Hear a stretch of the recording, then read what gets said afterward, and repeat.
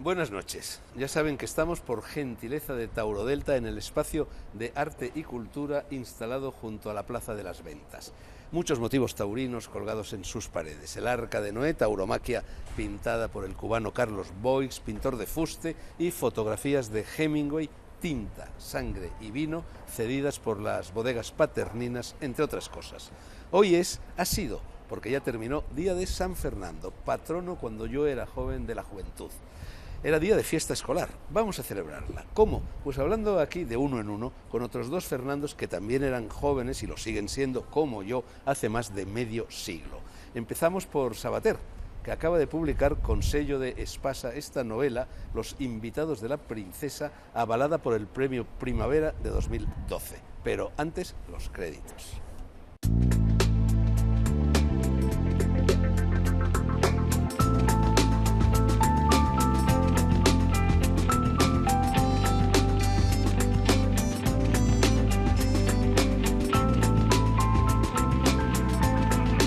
Fernando, buenas noches. Hola, buenas noches. Vuelves a la novela y tengo la impresión de que lo haces para quedarte en ella. Estás cansado, creo que lo has dicho, de traicionar a causa de tu dedicación a la filosofía, lo que siempre desde la infancia fue tu verdadera vocación. Sí, yo por supuesto he sido siempre mucho más lector de literatura que de filosofía. En cierta forma me encontré en la filosofía un poco por azar o por la situación académica en aquella época jurásica en que yo estudiaba. Cuando fui a la universidad no existía la especialidad de literatura que hoy hay y que yo hubiera elegido sin duda dentro de filosofía y letras, sino que, bueno, había filologías, cosas con mucho latín, mucha gramática que no me van. Entonces elegí filosofía como un second best.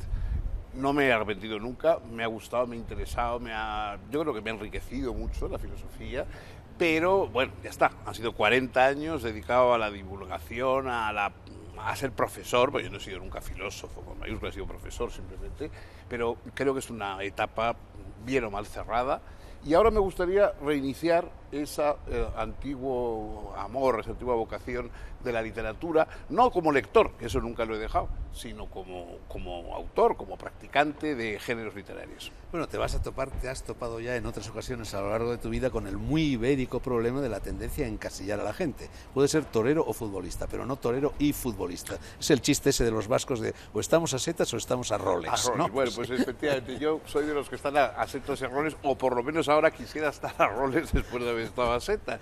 Y no sé si me van a dejar, porque a veces todos los libros ahora, que las novelas, etcétera, que escribo, siempre se reciben una especie de impaciencia, diciendo, bueno, bien, pero ¿cuándo hace usted otra ética para Amador? Yo me gustaría que con la misma amable generosidad con que se recibieron mis ensayos, también se lo concedan a las novelas, porque a lo mejor merece la pena. Puedes hacer un sexo para Amador. Sí, bueno, mucho éxito. Ya, Amador tiene ya casi 36 años. Bueno, siempre hay algo que aprender. En La tarea del héroe, en 1981, Fernando, decías que habías sido un revolucionario sin ira y que te gustaría terminar siendo un conservador sin vileza. ¿Eres ya un conservador sin vileza? Bueno, me gustaría ser un conservador sin vileza, pero para eso quisiera que estuvieran en boga, vigentes, las cosas que yo quiero conservar. Hoy más bien estamos viendo cómo se quiebran, ¿no? La solidaridad social, la protección, las garantías laborales, el hecho de que la sociedad no sea simple un enfrentamiento de individualidades, sino una cooperación, una complicidad de sujetos, etcétera. Eso hoy no lo hay. El día que lo haya, yo me convertiré en un firme conservador. Ahora tengo que ser un reivindicador todavía. En esta novela, que lo es de acción y de ficción, asoma también un poquito el filósofo. Es una novela de ideas como aquella ya lejana con la que te quedaste finalista del Planeta antes de ganarlo, El jardín de las dudas, que era una serie de cartas apócrifas de Voltaire. Sí, bueno, digamos, el león nunca pierde del todo la melena. Yo soy, la filosofía es mi mundo, y además ha sido también, yo creo que tiene una gran dimensión. La metafísica es estimulante desde un punto de vista literario. Borges lo ha demostrado muy bien, porque ha demostrado que los argumentos metafísicos pueden ser tan intrigantes como las tramas policíacas más densas, ¿no? Entonces a mí me gusta meter en estos libros los personajes, se meten en filosofía como otros se meten en una novela de espionaje, ¿no? Después de todo, la filosofía es el espionaje del universo, ¿no? O sea que, y no me arrepiento de ello, ¿no?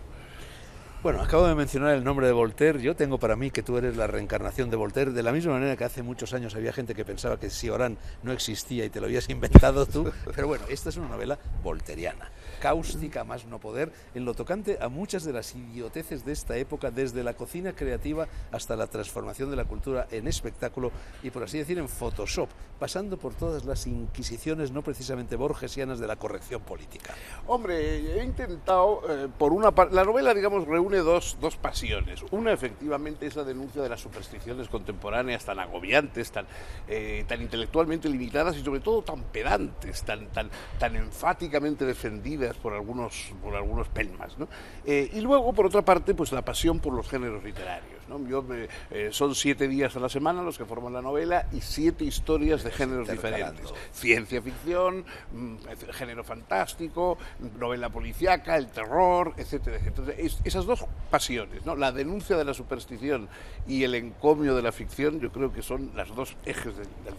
Bueno, y sátira, parodia, ironía. Lo malo es que la parodia se ha convertido en realismo en estos tiempos, ¿no? En realidad lo que caricaturizas es un retrato perfecto de la realidad en la que estamos viviendo. A mí me está dando la impresión de que la novela tiene una especie de... es algo así como una autobiografía anticipada, porque me van pasando cosas que yo cuento en la novela y sobre todo en congresos, en esos festines de cultura en los que asistimos, las cosas que yo contaba ahí un poco subrayadas o exageradas, casi hasta la broma, me está pasando en la realidad y verdaderamente estoy viendo que hay quien cree que en un congreso sobre pensamiento contemporáneo la figura más adecuada para la inauguración es Ferran Adrià o algo por el estilo. Bueno, es verdaderamente es un mundo bastante pintoresco.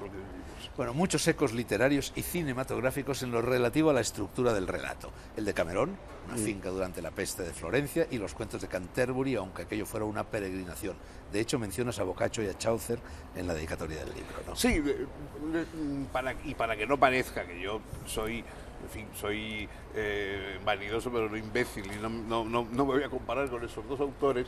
Menciono también a Jean Ray, que es un autor fantástico, autor belga de relatos y que de terror, escribió los nuevos cuentos de Canterbury. Entonces él hizo una recreación. Últimos cuentos, creo que. O últimos cuentos de Canterbury, pues puede ser último. Él efectivamente es una recreación a su modo, de la historia de los peregrinos de Canterbury. Como esto, naturalmente, también es una especie de... bueno, es algo que en el fondo a mí me pasó, yo creo que a muchos nos pasó hace unos pocos años. Ese volcán islandés de nombre impronunciable nos dejó sin aviones a todos los europeos y aparte de los americanos. A mí me cogió en un congreso cerca de Milán y allí me quedé con unos amigos escritores, no podíamos volver, tuvimos que volver de mala manera atravesando en un coche media Europa. Y bueno, entonces eso me dio la idea de ese grupo de personas que tienen que convivir obligadamente, que tienen que verse en unas circunstancias extrañas y que se dan cuenta de que en el fondo todos los congresos son un poco ya congresos encerrados en una isla, incluso sin volcán, incluso sin peste, incluso... Bueno, a mi hija Yanta le pilló también el volcán islandés volviendo de Japón y se tiró 3 días perdida por Europa, vagando por la ciudad, acompañada por 2 niños de corta edad. Pero, Fernando, la idea de esta novela se te podría haber ocurrido mucho antes. Voy a refrescar tu memoria. A ver. En 1982, 83, estuvimos tú y yo y muchísimos escritores más en Venezuela, en Caracas. Y estábamos todos reuniditos en un hotel Monte Ávila, ¿no? Sí, y en lo alto de una colina había un jardín tal. Y nos tuvieron 2 días encerrados porque estaban haciendo el censo y no se podía salir porque tenían que encontrar... toque de queda por el censo. Yo leyendo tu novela dije, Fernando está recreando aquella situación. Mira, no se me había pasado, fíjate, estaba yo con lo del volcán y no se me había pasado, tienes razón. El censo fue un encierro también y estuvimos ahí conviviendo y pasando, y nos íbamos al bar a beber y a contarnos cosas. Es parecidísimo. Y además con escritores, a diferencia del volcán islandés que era para el común de los mortales. Tienes toda la razón, sí. Bueno, me ha hecho mucha gracia. Bueno, por cierto, volvamos un momento a Jean Ray. Bueno, Jean Ray describía extravagantes personajes mezclados en historias fantásticas y a menudo de terror, sobre las cuales se cierne por chusca que sea la circunstancia la sombra de la tragedia. Eso está también en tu libro, en los relatos sobre todo. Es que, bueno, el libro no es un libro escrito en broma, es un libro en serio escrito con humor. Es decir, los relatos, no, a veces me dicen, bueno, son parodias de géneros. No, pertenecen a los géneros de los que se cuenta. Yo, si parodiase un género, parodiaría un género de los que no me gustan, no un género de los que me gustan. Esos quieren ser contribuciones a esos géneros, pero eso sí, con un toque de humor. Nadie diría, por ejemplo, que los cuentos de Chesterton del padre Brown no son auténticas historias policíacas. Son auténticas historias policíacas, pero contadas a los Chesterton, ¿no? Pues salvando las distancias del talento, lo mío pretende ser también contribuciones en los géneros contadas a mi modo, pero no en broma. Y efectivamente muchas de ellas son trágicas. Mi mujer, que fue la primera lectora del libro, etcétera, muchas de ellas dicen, esto me deja un mal cuerpo este cuento, porque además ella leyó los cuentos sueltos sin la estructura narrativa que los une, ¿no? Y muchos de ellos la dejaron bastante impresionada. Pero me ha hecho mucha gracia el detalle al comienzo del enérgico trasero de la azafata bamboleándose a lo largo del pasillo del avión. Me ha hecho mucha gracia porque en una de mis novelas, con la que yo gané el premio Planeta, que es la peor de mis novelas, dicho sea entre nosotros, La prueba del laberinto, también evocaba exactamente la misma escena. Yo creo que es una tentación permanente. Es una tentación permanente y además está a una altura perfecta cuando está sentado en el asiento. Pasa a la altura perfecta. Otro antecedente posible, las veladas de San Petersburgo de Joseph de Maistre, que fue uno de los autores del siglo XIX francés. El antivolteriano por excelencia. Claro, eran conversaciones sobre todos los males de la sociedad de su época entre dos personajes. Hombre, yo lo que intenté es no ser simplemente, digamos, diálogos filosóficos enmascarados. De eso tiene un poco más, quizá, el jardín de las dudas, ¿no? Sí. Que son más discusiones filosóficas entreveradas y tal. Aquí no, aquí hay ficción auténtica, narrativa, pero los personajes también discuten, ¿no? Es decir, antes de la ficción y después de la ficción discuten. Bueno, pues es que la novela transcurre en 7 jornadas y un epílogo, y bueno, en esas, no en los relatos que se van intercalando entre jornada y jornada, que efectivamente son ciencia ficción, novela policíaca, pero sí en la otra parte del libro continuamente estás poniendo en solfa pues toda la sociedad y la política actual, ¿no? Y la cultura. Yo creo que hay bastante de ironía, desde luego. Bueno, yo siempre me defiendo diciendo que las opiniones son de mis personajes, no tienen por qué ser mías. Muchas veces las mías son peores que las de los personajes, pero bueno, los personajes tienen sus propias opiniones, ellos son los responsables de sus opiniones y yo lo que hago es ser amanuense, no nada más. Bueno, uno se devana los sesos leyendo esta novela porque cree descubrir, y a lo mejor me estoy pasando de listo, muchos personajes en clave.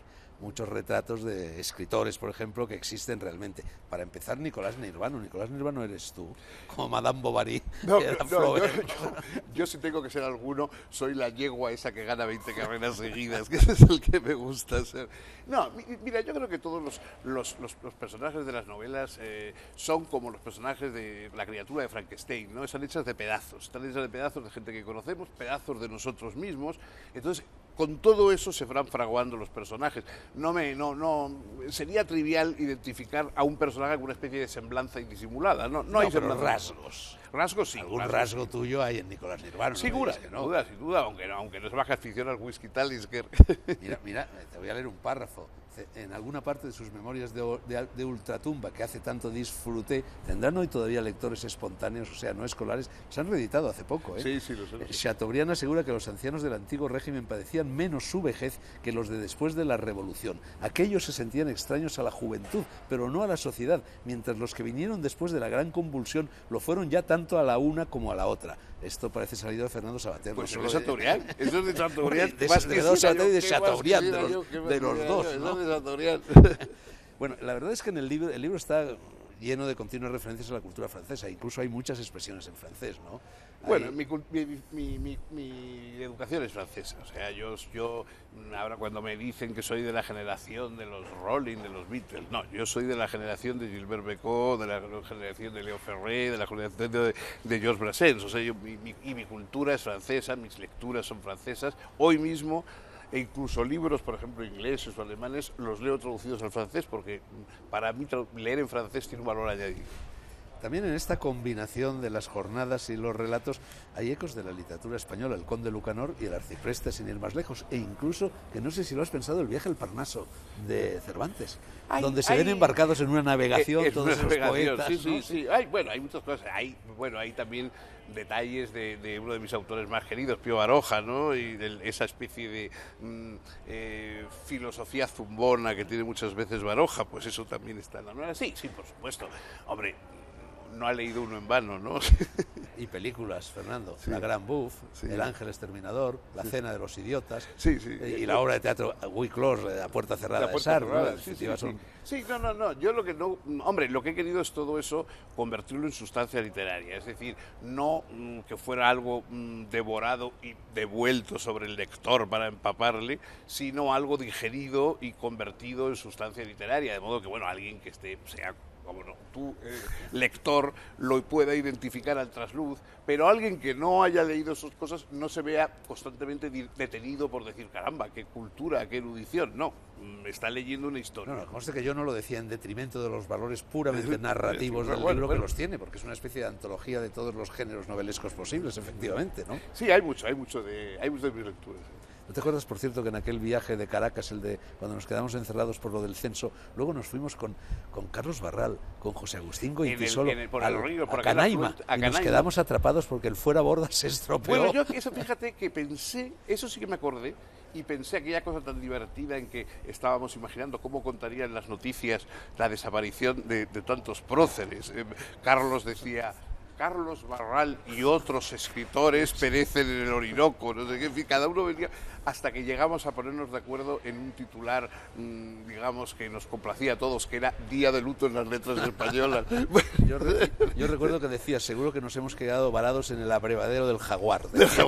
Bueno, pero eso estuve a punto de contarlo, pero no lo conté, ¿sabes? Porque me parecía demasiado novelesco. Digo, esto lo voy a contar y va a parecer una cosa demasiado traída por los pelos. Por eso lo conté. Aunque el cien pies de uno de los cuentos, apareció en mi bañera y fue José Agustín el que entró allí a buscar. Bueno, hay otro personaje, bueno, es el narrador en realidad, Xavi Mendia, que es un periodista de Mundo Vasco que van a la acción. La acción transcurre en una isla vagamente caribeña, pero yo, también a riesgo de pasarme de listo, muchas veces pensaba que esa isla caribeña podía ser el País Vasco. Bueno, la isla de Santa Clara, como sabes, es la pequeña islita en el centro de la Concha, que yo he visto todos los días de mi niñez mientras me bañaba en la Concha, esa islita que había ahí delante, esa es la isla de Santa Clara. Yo me la he llevado al Atlántico, la he hecho crecer para que quepan más cosas dentro, pero en fin, algo hay, sobre todo la sobredosis de cocineros, etcétera, pues sí, algo hay en el País Vasco. Y has estado ahora en una reunión del Pen Club en Nueva York. Efectivamente, en Nueva York. Sí. Otro festín literario de estos. Eso, ¿no? pero vamos, otros invitados de la princesa. ¿No? Si lo llego a contar tal como era aquel, la gente cree que es más paródico todavía que lo que he contado. No, pues cuéntalo, lo que te pasó cuando propusieron en vez de que fueras eso tú, porque eso tiene me parece gracia, que ellos querían buscar algo para pensamiento, porque la época de crisis, de discusión, de todos los valores, todo está en cuestión. Entonces hablaron con los representantes culturales de españoles que había allí, bueno, y ellos, pues entre otros, propusieron mi nombre. Y claro, entonces el director del PEN dijo, hombre, yo había pensado en principio en Ferran Adrià, para que fuese ahí. Todos se quedaron. Entonces, esto es el tipo de cosa que yo saco en mi novela y parece paródico, pero este señor hace una semana, 2 semanas, lo estaba diciendo completamente en serio en Nueva York. No, porque hay que decir que el argumento de esta novela es que se quedan todos atrapados en esa invitación que va a ser un festín literario patrocinado y presidido pues por la jefa de gobierno del país, que no llega nunca porque la famosa erupción del volcán se lo impide. Entonces, continuamente los van entreteniendo, les van dando comida, ellos van un poco haciendo una especie de simulacro de la reunión a la espera de que venga esta señora, y claro, cuando viene la señora ninguno se queda a esperarla y todo el mundo sale corriendo, con lo cual el pobre Xavi Mendia, que por otra parte ha encontrado algún buen motivo para quedarse por lo menos unos días más en la isla, se presta a quedarse hablando de la comida y de las cocochas. Hay uno de los relatos que me ha divertido mucho, es el del macho cabrío. Sí, bueno, es como una cabra, ¿no? Es como una cabra, ¿no? Esa es una historia de terror y amor, claro. Creo que dentro de un par de días se corre el Derby de Epsom, ¿no? Exacto, estamos en vísperas. El meeting de Epsom es el viernes y el sábado de esta semana. Son los 2 días para mí grandes del año, los 2 días de carreras de Epsom. ¿Tú te has perdido algún derby? Hombre, antes de mi nacimiento, No, pero hombre, últimamente no llegaba tanto. Yo he visto los últimos 36 seguidos. O sea que creo, nunca, me parece que pocas cosas ha sido tan constante como eso. ¿Proyecto? ¿Alguna otra novela ya? Ahora estoy tratando de vender esta, porque ya sabes que estamos en una época en que lo fácil es escribir el libro, lo difícil es venderlo. La cultura está teniendo recortes a nivel público, pero también a nivel privado. Mucha gente pues se priva de cosas culturales porque tiene que atender a otras necesidades, yo lo comprendo. Entonces uno trata de recordar que la cultura también es un bien necesario, ¿no? Pero en fin, dentro de unos meses ya me habré aburrido de hacer de hombre anuncio de mí mismo y volveré a empezar a pensar en una novela. Es que antes los editores se conformaban con que los escritores escribiéramos los libros, ahora encima quieren que los vendamos, ¿no? Sí, porque claro, están diciendo, ayúdanos. Es verdad que ellos también están pasando una época difícil. Además, sobre todo, tú imagínate, el otro día me daban unos datos que quizá conozcas, me sorprendieron. En España se editan 90.000 libros al año. 90.000 libros al año que comparados, por ejemplo, con lo que ocurre en Alemania, que en Alemania hay una población 3-4 veces superior, mucho más lectora que la nuestra, y solo edita 40.000 libros al año. Entonces, claro, esa plétora de libros hace que verdaderamente sea inabarcable. Antes uno más o menos se mantenía, aunque no leyeras todo, ni mucho menos, pero te mantenías informado de lo que aparecía, de lo que salía. Hoy es imposible, porque ya estás completamente desbordado, ¿no? Y entonces, pues, eso es un problema cuando uno escribe un libro, la verdad se ha dicho. Te voy a dar un dato todavía más estremecedor que no sé si conoces. En Estados Unidos han llegado a la conclusión de que me parece que en el 2017 o por ahí habrá más escritores que lectores.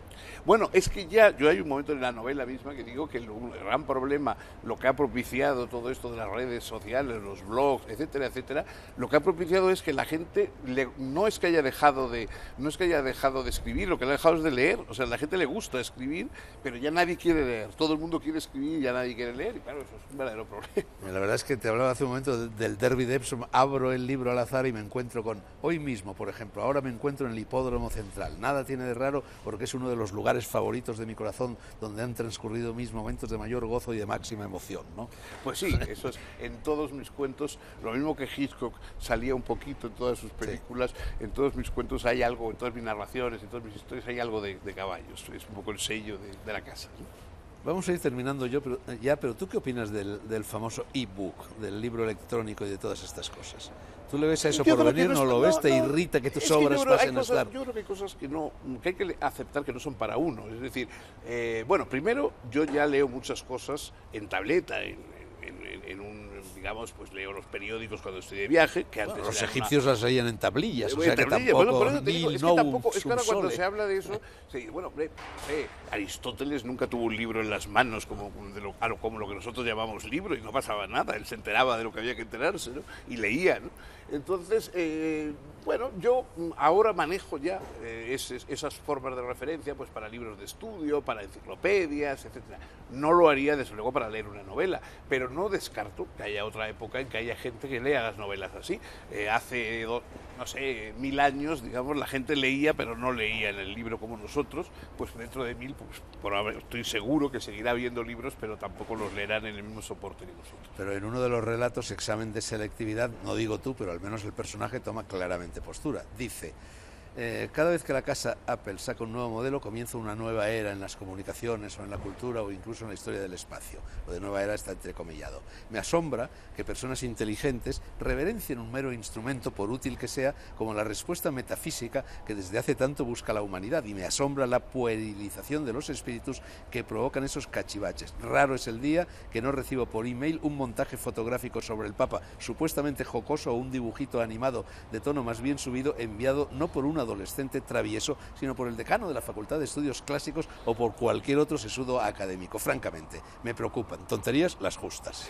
Bueno, esto es un personaje que es una catedrática, una filóloga, una traductora de Virgilio, y claro, lógicamente, sí, no se encuentra... Bastante golfa, por no se encuentra, tiene una doble vida, ¿no? Pero no se encuentra a gusto con este marco.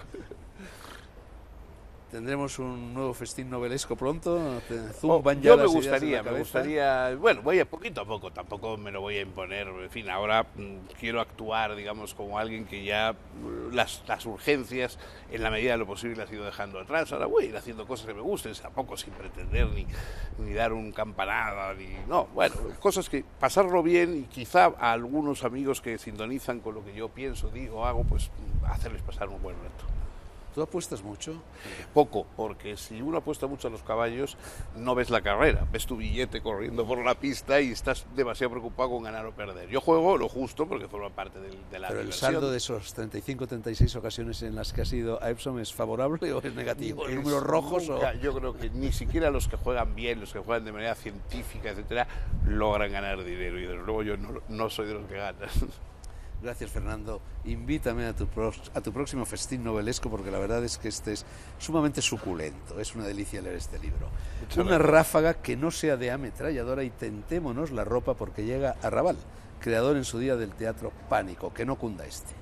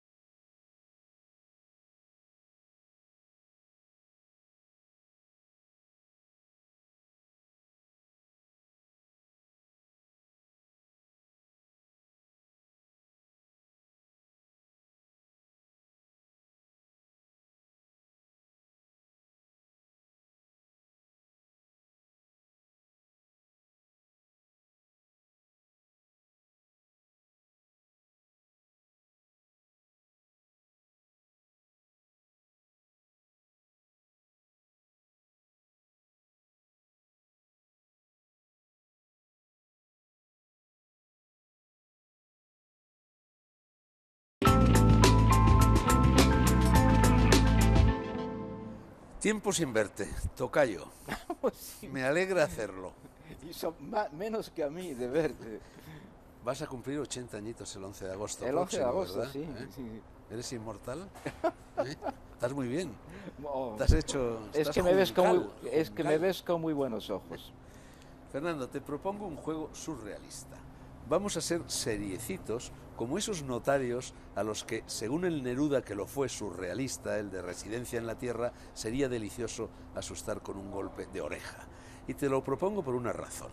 Abrigo hacia ti cierto sentimiento de culpa injusto, pues solo fui inocente brazo del destino en aquella celebérrima borrachera del milenarismo. Desde entonces, debido a la frivolidad del mundo de nuestros días, mucha gente en España te conoce por lo que no eres, olvidándote de lo que verdaderamente eres por encima de cualquier extravagancia, y me aplico el cuento. Escritor, dramaturgo, poeta, ensayista, novelista y cineasta. Así que vamos a recordárselo con un montón de libros nuevos y no tan nuevos que tengo encima de la mesa. Pero empecemos, Fernando, por este que me acabas de dar hace 5 minutos y que por lo tanto ni siquiera he abierto, aunque he visto una fotografía en él con Andy Warhol, tuya y con Andy Warhol. ¿Qué es este libro? Su título por lo pronto es casi ininteligible. En esta carrera de homenajes que se me intentan hacer con mis 80 años, es uno que hace una sociedad francesa de poesía. ¿Pero aquí qué pone? Porque aquí no pone es Arrabal. A última hora me pidieron el nombre del fotógrafo, que es un fotógrafo que dirige la Bienal de Fotografía de Arles, y yo escribí el nombre así y Arrabal, y luego lo pusieron aquí en portada, no sé por qué. Él tiene 66 años y yo 80. Bueno, y veo que en realidad hablas de mí, Año del Dragón. El Año del Dragón, claro, es el año actual, sí. Bueno, vamos... Pero no, lo que quiero decirte es que formas parte, y esencial, porque la vida es extraordinaria, es maravillosa, y tú formas parte de la posibilidad que se me ha dado en el mundo y en España, sobre todo en España, de vivir enmascarado y de poder hacer mi obra tranquilamente, porque gracias a lo que pasó aquella noche y lo que pasó el día que vi a la Virgen María y lo que pasó cuando escribí la carta al general Franco y lo que pasó mi padre al morir, al ser condenado a muerte, el primer condenado a muerte de la Guerra Civil, etcétera, etcétera. Hay una serie de episodios que me permiten estar enmascarado. Y no de un día a lo mejor, antes que otras televisiones catalanas o castellanas, puedes hacer, a lo mejor vas a hacer una hora sobre mí en la que podríamos decir quién soy y quién no soy. Pero por el momento está muy bien lo que has hecho. Más, en el mes de septiembre te prometo 1 hora y cuarto, incluso una No me hora lo y media merezco. entera sobre ti. Bueno, No yo me te he lo ayudado a vivir enmascarado y a beber enmascarado, porque acabas de decirme que en esa copa tienes café y no es verdad, tienes vino. Muchas gracias, hombre. Fernando, vayamos por partes. Intimidad mujer. Este es un libro de poemas. Esto es de poemas. Pero de poemas, la mayor Que parte parece escrito por ti. la- Y no está escrito por mí. la mayor parte de ellos están en inglés, en francés, en español y muy pocos. Yo creo que siendo el peor poeta o uno de los peores poetas del mundo, soy el más traducido del mundo. Por ejemplo, hay poemas que están traducidos en 54 lenguas. Ellas están aquí. Por ejemplo, la traducción en checo está hecha por nada menos que por Kundera.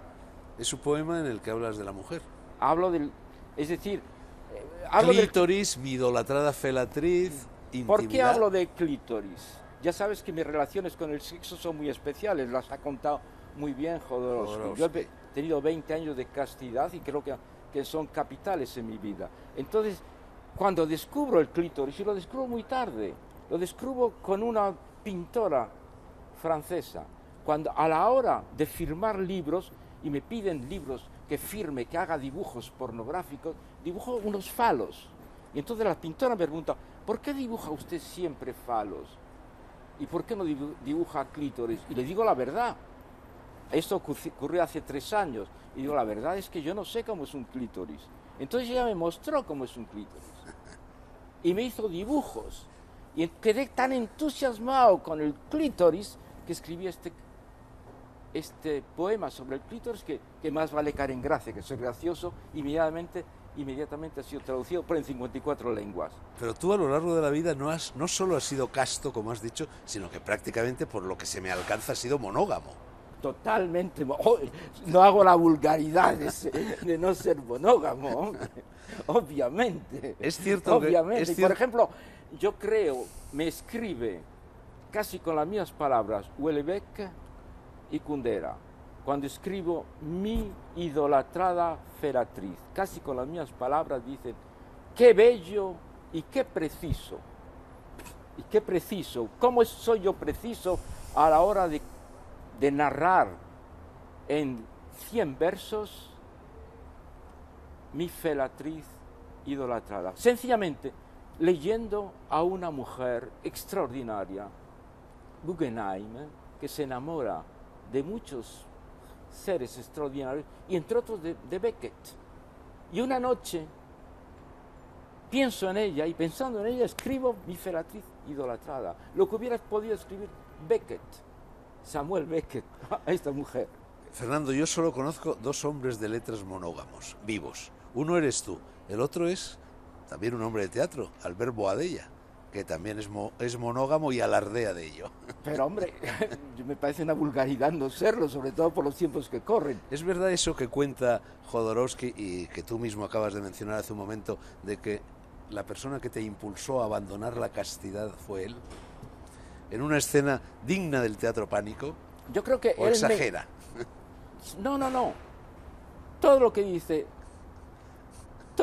Jodorowsky y todo lo que decimos de Nueva York es cierto.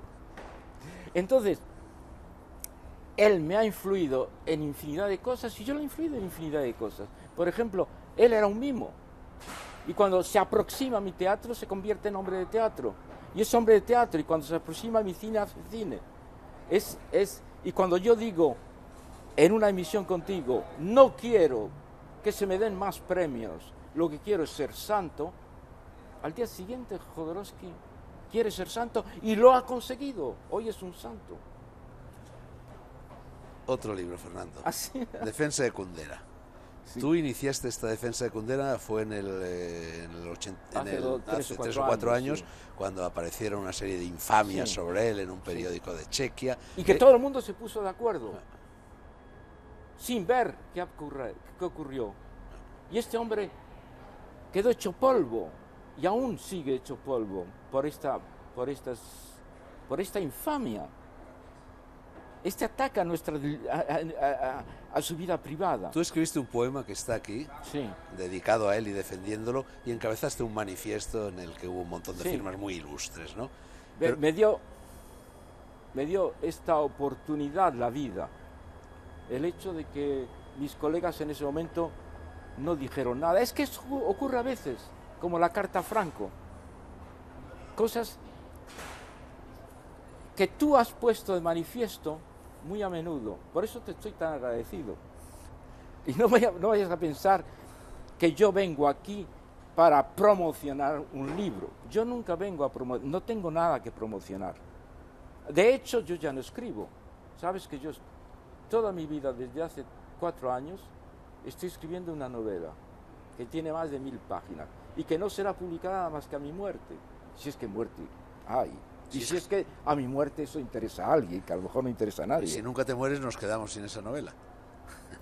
Es un libro total, intento ser un libro total. No olvides que yo he dicto credo qualia confusum. No es un latinajo, creo porque es confuso. Bueno, Tertuliano dijo prácticamente la misma frase, creo porque es absurdo. En realidad no dijo esa frase, No. se le atribuye esa frase. En realidad él dijo creo, es el hombre más inteligente, se supone que es el más inteligente de su época, es un padre de la Iglesia, siglo III, un hombre que es una especie de Jean-Paul Sartre de la época, una especie más bien de Karl Marx, un hombre erudito, sabio y que no dice ninguna tontería. Y de pronto se encuentra con la resurrección de Cristo. ¿Qué decir de la resurrección de Cristo? Se encuentra como Arrabal. Por eso creo el pánico. Pero Porque creo, porque es confuso. Él dice creo, en realidad lo hemos traducido siempre, creo porque es absurdo. Muy Y mal. no dijo eso. No, pero aparte de la confusión entre lo absurdo y lo confuso, es que siempre se ha interpretado muy mal esa frase de Tertuliano. La gente creía que decía, creo porque esto es absurdo, es decir, lo que me convence es que sea absurdo. Y no, él lo decía, como es absurdo, la única forma que tengo de aceptarlo es la fe. Es decir, es una visión científica. Yo he estado en los 4 avatares de la modernidad. Soy el único. No soy el mejor ni mucho menos. En ninguno de los 4. Pero he estado en los 4. Y los 4 han sido un paso para decir las cosas, para hacer un poquitín mejor. Hoy decimos en las teles, en las radios, por todas partes del mundo entero, dicen, todo el mundo dice, eso es surrealista, para decir que algo es una patochala, o eso es patafísico. No, nada de esto. La patafísica y el surrealismo es hacer un poquitín mejor, ser un poco mejor. Este es un libro de vasos comunicantes entre Kundera y tú. Te voy a leer lo que dice de ti, Kundera. Arrabal, un hombre que juega. Arrabal no es un contestatario, un predicador militante de la moral, es un hombre que juega. El arte tal y como él lo concibe es un juego y el mundo en cuanto él lo toca se torna juego. Pero este siglo es un terreno prohibido para los juegos, una trampa puesta a los jugadores. Me ve con demasiados buenos ojos, no me lo merezco ni la mitad de la mitad. Él es un ser muy especial y yo tengo la suerte de haber convivido. Mira, hay que decir cosas sobre España, porque yo acabo de leer, y tengo ahora una correspondencia sobre ello con Houellebecq, porque quiero que no sea teléfono, que sea correspondencia, que quede. Cojo Schopenhauer, su gran Schopenhauer. Él es premio Schopenhauer el mismo día que yo fui premio Wittgenstein. No hablo de La novia del rey. Entonces yo soy premio Wittgenstein y a él le hablo al premio Schopenhauer. Le digo, ¿cómo es posible que Schopenhauer, que yo también considero como uno de los hombres más inteligentes que han pisado tierra, pueda decir una barbaridad como la que preside continuamente cada uno de sus libros sobre aforismos? Dice lo siguiente: estoy a punto de morir y solo soy feliz por algo, de que no me considero alemán. Pero ¿cómo se puede ser tan gilipollas? ¿Cómo se puede ser antipatriota? ¿Cómo se puede imaginar que España o Alemania sea tan malo? ¿Cómo se puede aceptar una cosa así? Bueno, también se atribuye a Schopenhauer la frase de que la mujer es un animal de cabellos largos e ideas cortas. La tuya, por cierto, suele llevar el pelo bastante corto. Quizá porque tiene las ideas largas. Tú y yo tenemos la suerte de tener dos mujeres admirables que no solamente son muy inteligentes, sino que tienen una faceta de la inteligencia, que es la más difícil de la inteligencia, que es la modestia. La mía está allí al fondo y te admira. No solo es admirable, sino que te admira. Está allí detrás de ti. Yo la admiro a ella. Dijo Kundera que las ideas no le preocupan al novelista. Descubre a tientas. Intenta revelar un aspecto desconocido de la existencia. Frase interesante, ¿eh? Obviamente, lo que quiere decir Kundera es la oportunidad que yo he tenido en estas diversas explosiones que han inundado mi vida en España. Es decir, que es la improvisación. Y, obviamente, la improvisación es poesía. No podemos ir allí con un papelito y leer el texto. No puedo aquí venir a despreciar tu emisión, tu programa, tu manera de concebir la literatura y concebir la cultura. No puedo venir a vender un libro. Oye, Fernando. Mira, qué momento tan extraordinario vivimos, qué renacimiento vivimos. Hay una persona que conozco indirectamente, porque a su novia le gustamos todos nosotros, muchísimo. Y al director también. Este es el editor de Times, lo que aquí llamaríamos el redactor en jefe. Se le ocurrió una idea formidable hace 3 años. Nombrar a las 100 personas más influyentes de la Tierra. Las 100 personas. Y lo hizo científicamente. Y te aseguro que, a mí me gusta mucho la ciencia, y te aseguro que es científico. ¿Cuántos, en los 5 episodios de esta lista, cuántos poetas ha habido en los 5? 0. ¿Cuántos dramaturgos? 0. ¿Cuántos novelistas? 0. ¿Cuántos filósofos? 0. ¿Qué pasa con la cultura? Es decir, la cultura no tiene nada que ganar y no tenemos nada que vender. Y eso lo ha puesto de manifiesto. Tan puesto de manifiesto que en la primera lista hay un momento fascinante en la lista. Número 1, Drogba, merecidísimo, un jugador de Chelsea, merecidísimo, un negro de la Costa del Marfil, genial. Ese es número 1. Número 2, Lady Gaga. Y número 3, y ese es el más significativo, no es Clinton, no es Miss Clinton, ministro de Asuntos Exteriores. ¿Quién es? Es Mr. Clinton. Es un premio a la felación. Y entonces, cuando recientemente acabo de hacer libros con los 5 chinos más caros del mundo, es decir, los mejores. Son libros que cada uno, cuando llego a la Bienal de Venecia, me entero de la sorpresa. Los chinos han hecho libros para mí y cada uno pesa 61 kilos, exactamente mi peso. Y entonces, alguien que tú conoces, que es el alcalde de Venecia, comunista, excomunista. Creí que ibas a decir el de Ciudad Rodrigo, que es amigo, el ex alcalde de Ciudad Rodrigo, que es amigo común, ¿no? Sí. Bueno, ¿qué pasa con el de Venecia? Es decir, este hombre que es un gran filósofo, que es el agitador de la Bienal, tiene que presentarme y no sabe qué decir. Y entonces una secretaria, un secretario le escribe y dice: al presentar estos libros con los chinos en la Bienal hace 2 años, dice Arrabal es el dramaturgo más importante del mundo. Y la gente, las fuerzas vivas de la cultura italiana aplauden, entusiasmados. ¿Por qué conocen al dramaturgo más? Porque no conocen ningún dramaturgo. Si les hubieran preguntado cuál es el dramaturgo mejor de Italia, no saben un nombre, ni un solo nombre. Si lo hubieran preguntado de Italia, de Alemania, de Grecia, no saben ningún nombre. Y de pronto conocen al más. Si el alcalde hubiera dicho, les presento a un tigre de Bengala, hubieran estado aún más felices. Es decir, nosotros somos nada ya.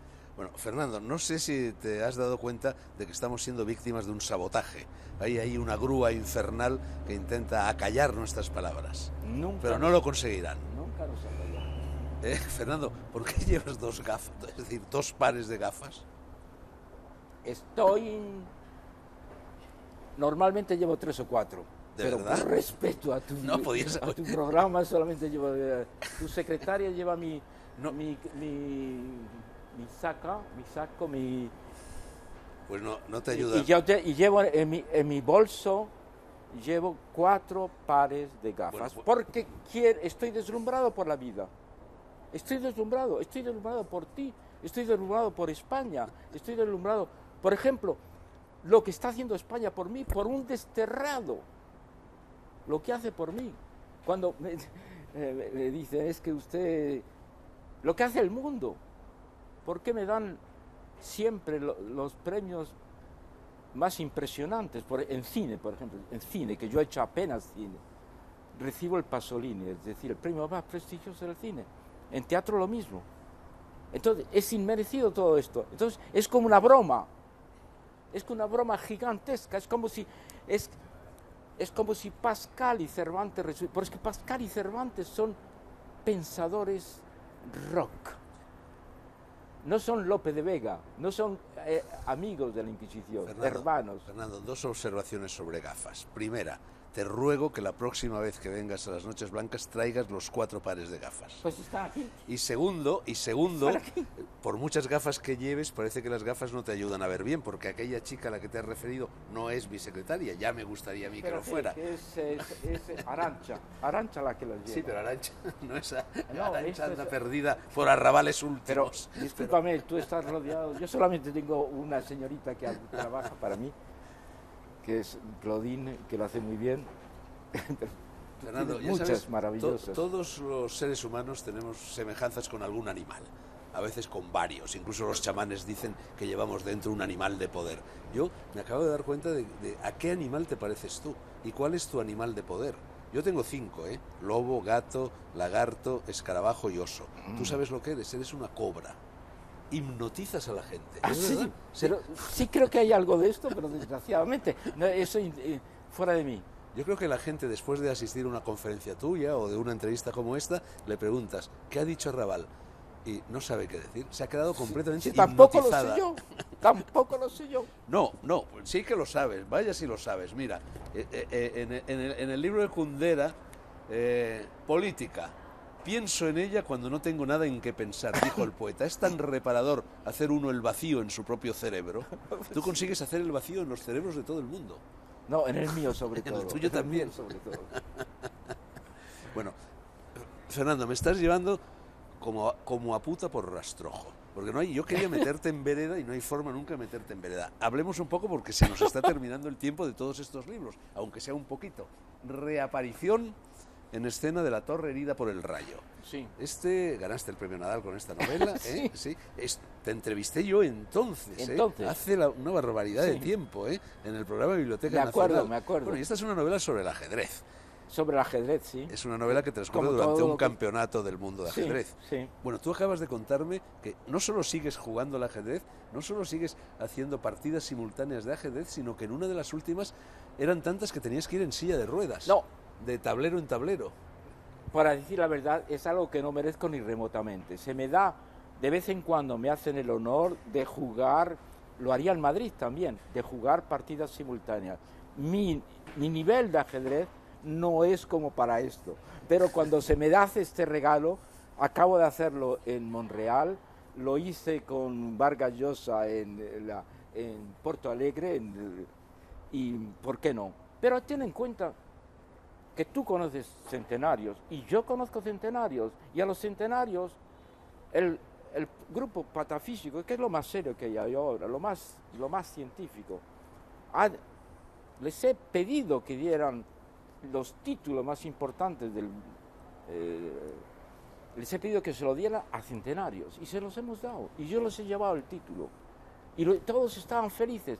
Hablo de Luis Bourgeois, el último momento. Fíjate en qué momento tan extraordinario está la literatura, la cultura y el arte. Es posible que Luis Bourgeois, antes de morir, se conoce la que tiene una araña a la puerta del Guggenheim, es posible que sea el pintor más célebre del mundo hasta que muere. Bueno, pues esta mujer, poco antes de morir, le llevo el premio patafísico a Nueva York y filmamos, y ese film está ahora en internet, se puede ver. ¿Cuántas personas la has visto? Tu emisión conmigo la han visto más de 1 millón de personas. Hay otras emisiones que están vistas por 100.000 personas, 500.000 personas. La emisión mía, la última, con Luis Bourgeois, las últimas palabras de Luis Bourgeois, el mejor pintor del mundo, el más célebre. ¿Cuántas visitas? Apenas 1.000. Recientemente he estado en Copacabana y he llevado el mismo premio al mejor arquitecto de la historia de la humanidad, a Mandelbrot. ¿Cuántas visitas? ¿Cuántas visitas? Apenas 800. Cuando he estado en Nueva York y he llevado al mayor matemático de la historia de la humanidad, probablemente, a Mandelbrot, al creador de los objetos fractales, y le he llevado el título de trascendente sátrapa, que era lo más feliz, dijo él, de su vida. ¿Cuánta gente lo ha visto en internet? Apenas 300. ¿Por qué? Porque lo estamos beneficiando de esto, estamos beneficiando de este momento, de que la cultura, estamos fuera, lo saben, no es Hemingway, ya no hay Hemingway, estamos mucho mejor, tenemos la libertad que no tenía Hemingway. Fernando, y lo de la silla de ruedas. Yo es que siempre tengo el sueño de ir en silla de ruedas. A veces quiero comprarme una silla de ruedas de motorcito y ir por el mundo con ella. Cuenta Vargas Llosa que llega a Porto Alegre y somos copresidentes, esas cosas que nombran en la Feria del Libro, y somos copresidentes. Y al llegar allí, él me busca y entra en una sala y ¿qué ve? A Raval, siempre con tanta salud, que está en silla de ruedas. Pero ¿y quién le lleva en la silla de ruedas? Una chica, una negra maravillosamente bella y casi desnuda. Y está, ¿por qué voy en silla de ruedas? Porque yo no soy capaz de recorrer durante 5 horas un maratón jugando contra 30 personas al ajedrez. Eso físicamente ya no puedo. Nunca lo pude. ¿Cuántas partidas ganaste? En la última, lo que hay que contar es las que pierdo. Pues ¿cuántas perdiste? En la última en Montreal jugué 20 y perdí 4. Hombre, está bien.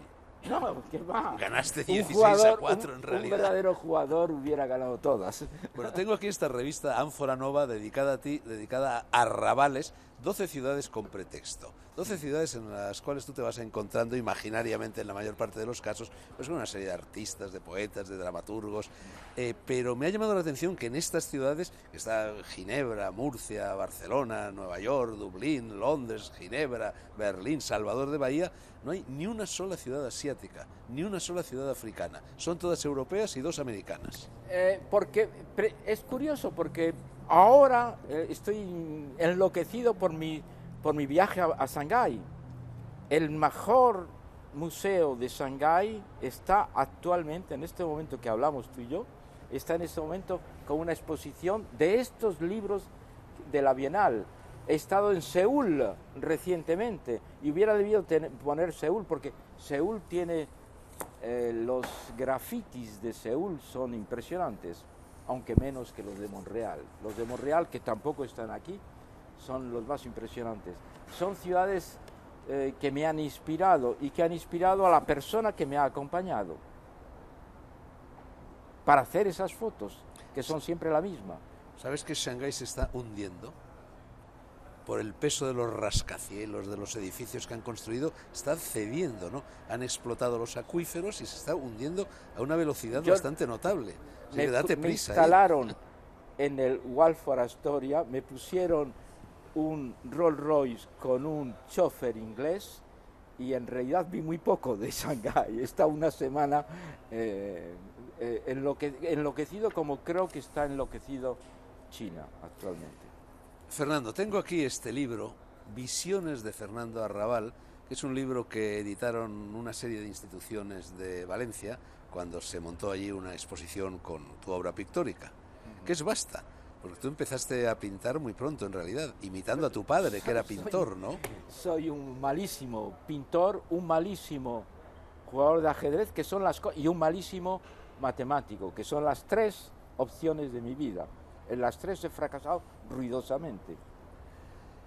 Verás que tengo este libro marcado con un montón de post-its y en realidad mi intención, claro que contigo cualquier propósito se convierte en un propósito fallido, era la de ir siguiendo las interesantísimas cosas que tú u otros van contando en este libro. Como ya no tenemos tiempo para hacerlo hoy, te emplazo para que en el mes de septiembre, vencido ya el verano, vengas a ese largo programa dedicado enteramente a ti y vayamos repasando todas estas cuestiones que me han interesado y divertido una barbaridad. Yo creo antes de que Santa Rita, mientras Santa Rita y el Dios Pan me prestan vida uno y otro, yo creo que va siendo hora de que un día, y solamente tú puedes hacerlo aquí y ahora, solamente tú puedes hacerlo aquí y ahora, con el talento y con la preparación que es debida.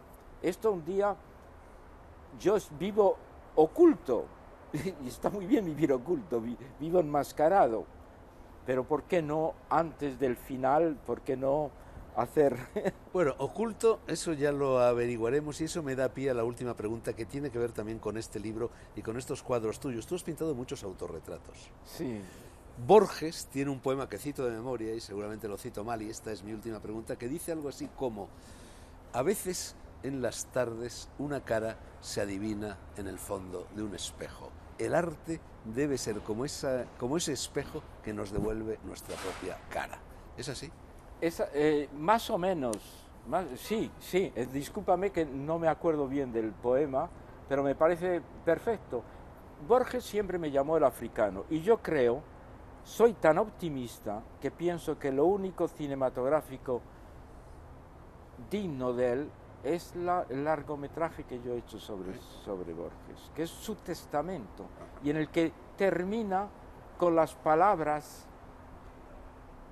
con las que termina su vida, y las termina y las dice 3 veces, y esta vez me las dice a mí y las dice 3 veces. Hay en español, casi siempre me habla en francés, esta vez me habla en español y me dice: Arrabal, hay que vivir generosamente. Eso es lo que dije también, copiando a Borges. Y al fin es lo que está haciendo Jodorowsky, que es un modelo, que cada vez que hace algo, cuando te lo presento en tu vida, antes no le conocías tú, bueno, a lo mejor lo has olvidado. No me lo presentaste tú, lo traje yo al programa Negro sobre Blanco cuando salió La danza de la realidad. Hombre, tú me lo presentaste literariamente, pero no físicamente. Físicamente no, obviamente. Quiero decir...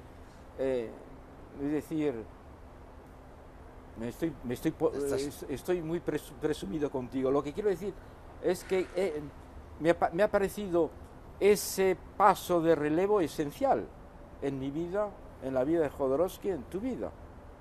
El hecho, y ahora que venga aquí, de pronto vea que la silla está pintada por Boyce, que es uno de las personas que más viene a mi casa, en la que tengo incluso corbatas, pues no te lo he presentado a vos, ni mucho menos. Lo vas a ver esta tarde. Me alegro. Y cuando digo esta tarde no es por la fecha de emisión del programa, sino por la fecha de grabación, porque tú en este mismo espacio de las ventas vas a dar una conferencia para la cual yo te había propuesto un título que era precisamente mucho mejor un que mi verso de título. Borges, huyendo hacia el sur por arrabales últimos, y tú lo has cambiado, y has metido rinocerontes, patafísica y no sé qué más. Eso es, toros, rinoceronte. Y Mi patafísica. título es un título científico, como de costumbre. Bueno, pues Carlos Boix, el gran pintor, Pero va a venir a escuchar tu conferencia. el tuyo es un título esencial, es un título bueno, es un título perfecto. Es el título que hubiera dado Borges. Borges que me llamó siempre el africano. Por lo de Teniendo en Melilla, cuenta- por lo de Melilla. Teniendo en cuenta que yo soy melillense. Es curioso que, otra vez que voy a ser presumido, discúlpame, pero imagínate que un fascista genial, que era Pirandello, tan genial como el comunista Bertolt Brecht, este fascista genial, que incluso entrega el premio Nobel a Mussolini, lo cual también hubiera podido hacerlo otro admirador de Mussolini, que era Valle Inclán. Entonces, este hombre, cuando le dan el premio Nobel, está en Agrigento, es decir, en Sicilia. Acabo de estar hace un mes en su casa en Agrigento. En Agrigento. ¿Cómo Allí se llama? frente al mar. La casa, Dinos, ¿cómo se llama su casa? no me acuerdo cómo se llama. Pues su casa se llamaba Caso. Y la cambió. Y yo digo en homenaje al pánico antes del pánico, porque dijo caso y puso caos, es decir, confusión. Y está en Agrigento. Y los periodistas, no hay muchos en ese momento, acaba de ganar el premio Nobel y le preguntan, maestro, y el porvenir del teatro, hace así. Y dice, el porvenir vendrá de allí, de África, y hace así. Entonces todo el mundo dice, pues ha señalado Túnez. Yo pienso que ha señalado Melilla. Ya ves que soy... Sabes que este año he estado también en Melilla. Llevaba ¿sí? mucho tiempo sin ir. Fui a presentar mi último libro y descubrí algo que no sabía, y es que hay plaza de toros y hay feria taurina en Sí. el mes de septiembre. Sí, exactamente. La última película que está ahora en los cines franceses sobre mí comienza en la plaza de toros de Melilla. Bueno, tú cuando hiciste la película aquella Viva la Muerte, en realidad tenía que estar ambientada en Melilla, Hubiera pero debido estar en te Melilla. fuiste a lo Túnez ocurre, por una no, serie de no me motivos. dejaron. La tuviste que hacer en No me Túnez. dejaron. Fernando, como diría Borges, gracias por tu generosidad. Y por la tuya. Gracias por tu generosidad. Omnes vulnerant ultima necat. No solo las horas, también los minutos hieren y el último mata. El reloj es implacable. Adiós.